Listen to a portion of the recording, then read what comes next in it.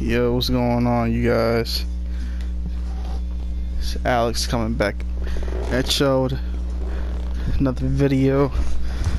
No, I haven't uploaded in a very, very long time. I do apologize for that. Just kind of been off the grind, you know, doing other things. Get that money, you know. But that's not important right now. That's not important right now. We'll be uploading more frequently, so you guys can expect more videos. So yeah, you ain't got really worried about that. But today I came here to talk about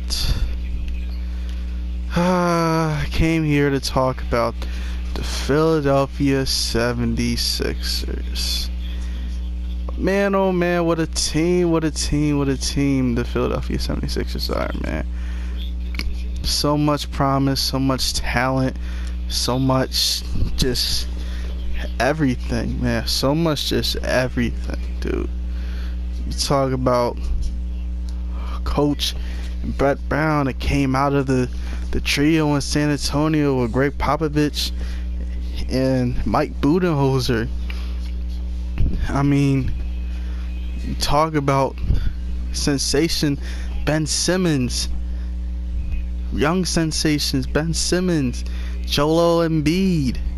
We had Robert Covington, my cousin, LOL, not really. Dario Saric, bunch of young pieces. We were doing well. We were doing really, really well. You know, really, really well. We got bounced out last year in the second round by the Celtics. But you know, that's okay. That's okay. We are young. It's our first time being in the playoffs. And how many years? How many since the Drew Holiday days, the Andre Iguodala days? Since them days, it's been the first time in the playoffs since them days. I think we did pretty good, you know. And it's just something that, you know, we had to build off of. Come back into this season fresh, new mind, looking better, being a better team. Okay, yeah, we won 50 games again. Yay. That's cool. Yay. We secured the third seed. Yay. Good job. Yay. I believe we were second in our division behind the Toronto Raptors. Yay, that's all great stuff. That's all great stuff and everything. But I really can't tell you what happened in these playoffs. I can't tell you. I mean, I have people told me that, you know, they were surprised that this series against the Toronto Raptors even went 7 games, favoring Philly or Toronto. Could have went either way. But for me, for somebody who actually watched all the games, series highlights, whatever you want to call it, looked at the stats, recaps, and all that, from actually watching this series, Philadelphia should have won 4-1. They should have won the series 4-1. I mean, it's easy, 4-1. Kawhi Leonard, he was sensational. He was crazy. He was going off. Michael Jordan type playoff series. He was going crazy, but they were still losing games.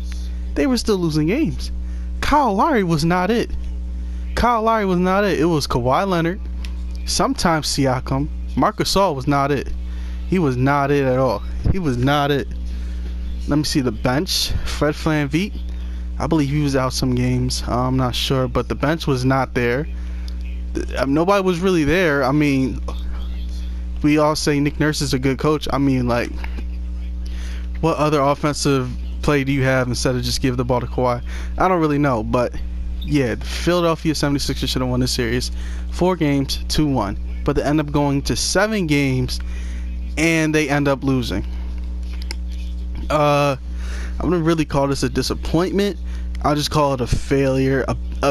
This is like, you can say like, okay, they're inexperienced. They're inexperienced in some aspects. The two supposedly best players are inexperienced, and yes, they are inexperienced. They are very inexperienced and everything. But I mean, look. When you have Jimmy Butler, Tobias Harris, and then two young rookies, I mean, dude. I mean, at some point you got to get it done. You got to get it done. I mean, after game one where they got completely obliterated, I'm thinking that the series, this might be a sweep. This might honestly be a sweep, but that obviously didn't happen. Philly, they came out, they proved it's like, yo, we can do this. After game two, they held the Raptors down to, I believe, like 89 points. Kawhi Leonard was the only one doing anything. In game three, they completely blew them out, and now the whole series was turned around. Everybody's thinking, oh, whoa, Philly might be for real. Philly might be for real. And then of course the Sixers, they start doing all this showboating and all this celebrating, all this talking, basically just like how Russell Westbrook was talking when he won one game out of 4 when he was facing Portland earlier in the playoffs and got blasted out of that round quick. That will be a topic for another video. We'll talk about that later. But yeah, the Sixers are showboating, celebrating basically after game 3. I mean, basically everybody was celebrating after game 3, and rightfully so. I mean, the Raptors, they played terrible. The Sixers, they were just outplaying them. Simple. And then comes game 4. I mean, guys. Imagine your favorite team has all of this momentum, all of this good energy, all of this, everything is just good, you know? Everything is just good. Everything is chilling, you know, you're feeling good. And like your team is winning. Your team is winning and all that. And you just like, hey man, we got this. It's kind of like how, you know, you go into a test and everything, you did good. You go into the final, you did really good throughout the semester and all that. You're really confident. He's like, yo man, I got this. And everything. You get the oh, I'm about to get this grade, I'm about to get this grade, and all that. And it's like, yeah, you feeling yourself, guys. Game 4 was this was the tipping point. Honestly, I mean, guys, the Philly could have went up 3-1 at this point. It could have been up 3-1 at this point. Joel Embiid, he was hurt. He was out for some time and everything. But look, dog. Look, the loss 101 to 96. Kawhi Leonard, he scored 39. I mean, honestly, watching the game, execution was again terrible. Excuse me. The execution was again terrible. I mean, Ben Simmons. Let's talk about Ben Simmons for a minute. Ben Simmons, this man needs to change. Let me just leave it at that. He needs to do something. Don't want to get off topic here, but he needs to do something in his NBA career. But basically, the 76ers, they were just outplayed. Basically, Kawhi Leonard just went MJ on them. But yeah, Kawhi Leonard went MJ on them. Nobody else did anything else on the Raptors, and the Sixers, they just couldn't prevail through. And then Game 5, Raptors blow them out. Joel Embiid is hurt. This is what I'm talking. This is what I'm talking about, you guys. Like, dude. Okay, you win a few games. That's cool. You win a few games. You feeling good about yourself, or whatever. But when you start coming out doing all this just talking, all this celebrating, all this stuff and everything for no reason at all. You haven't won a thing yet. You haven't proven yourself yet. You come out here and doing all this stuff. You have no right to. You have no right. You have no right. Joel Embiid and Ben Simmons, they're terrific players. They have proven nothing in their NBA careers. They haven't proven a thing. Ben Simmons, okay, he triple doubles. Triple doubles are cool. Okay. Guy, score over 10 points in a playoff game, please. Come on, man. And Joel Embiid. I'm gonna lay off you. I'm gonna lay off you a little bit because you were a little sick. That stomach flu stuff is nothing to play around about.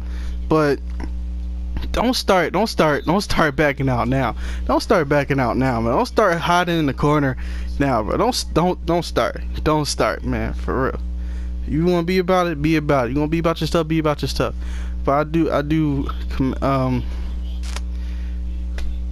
admire you on B for playing 45 minutes in Game 7. That was real. That was real right there. That was real. You played his heart out. Though. But yeah, Ben Simmons. I don't know about this man. I don't know about this guy, guys. I don't know about him. It's a confusing. I mean, he's a great talent, really great talent, but when you just watch him play, he makes you so mad. It's kind of like passive LeBron. It's kind of like super passive LeBron, where it's like, LeBron, you're the best player in the world. It's exactly like LeBron in the 2011 finals. LeBron, you're the best player in the world. You're the strongest man out there on the court. Take over. Just take over. Stop being passive. That's exactly what Ben Simmons, even though he doesn't have a jump shot. This man has so much talent, so much skill. He's a point guard at 6'10". What more do I need to say? He's a point guard at 6'10", averaging a triple double. Ben Simmons can take over this league. He can take over this league. Guys like James Harden and Kevin Durant will be left in the dust. If this man Ben Simmons puts his mind into it and actually plays basketball. I know you got Jimmy Butler out there who's proven himself throughout his career. I know you got Joel Embiid out there who's the team's best player at this point. I know you got Tobias Harris who's basically a role player at this. Tobias Harris, oh my god, he's basically a role player at this point. But Ben Simmons, you are the guy with the ball. You need to do something. I don't know what it is. People are saying he needs to get a 3-pointer, a jump shot. I'm thinking he needs to get a floater. He needs to get a consistent floater where if he gets deep enough in the paint where he doesn't have to pass it, where he's not too congested, he doesn't have to pass it, just put up a little 8 to 10 little floater, nice little touch and everything. Not everything has to be forced. And that's the pressure people putting on him. Like, they're trying to force him to be a jump shooter in there. He doesn't have to be a jump shooter. He needs to be more aggressive on the court, because he can take his man off the dribble. He can do all the things that he's supposed to do, but he just needs to do it. He needs to be more aggressive. And yeah, that's all I have to really say about Ben Simmons. But as far as the future for the 76ers, I don't really know what direction they go into. I mean, according to today, I forgot the report. I forgot who reported. It was probably Woj or something like that. He gets everything first. But Brett Brown, he's staying. That's actually good for the team. So it's no new leadership. No, you got young guys on the team trying to build. You're not trying to break up what they got going on right now. I don't know where Jimmy Butler is going. I don't know where Tobias Harris is going. If we can keep Jimmy Butler, that would be good. If we lose Tobias Harris, that would be both good and bad. It's not really a problem if we lose him, but if we do lose him, it's not a plus. It's not like, okay, yeah, this guy is bad, and like I mean, like, is he replaceable? I don't know if he's replaceable, but he's definitely not like somebody that we need to stress over keeping or anything. I mean, we probably can replace him. I'm not sure. I don't know who we will replace him with, but if he doesn't come back, I'm not mad. I'm not happy. It's just it is what it is. But yeah, like I said about Ben Simmons, if this man doesn't change his game, I would for sure, I'll actually be rooting for the 76ers to get rid of Ben Simmons. Honestly, it's come to that point. I know he's young, but after his really good rookie year, you come into this season not improved a bit, not improved at all. I mean, bro, he just needs to get better. John B needs to get healthier. He needs to get his body right and all that. So them excuses in the playoffs don't come up. So we can actually play. For his team and try to win for his team. So he doesn't have to be out. I mean, I don't want him to be out. I want this team to win. I want this team to do good. But if the players aren't doing what they're supposed to be doing, then it's just like, what's the point? You have all this talent and you're just wasting it. Honestly, you're just wasting it. So yeah, that's honestly all I have to say about the Philadelphia 76ers. Hope they can turn it around, you know, because I do live in Philly. Gotta root for somebody. Ha ha ha. Not really funny, but yeah. Yeah, that's all I really got for y'all today. Hope y'all enjoyed. Like, comment, subscribe, do all that good stuff, and yeah, catch y'all later.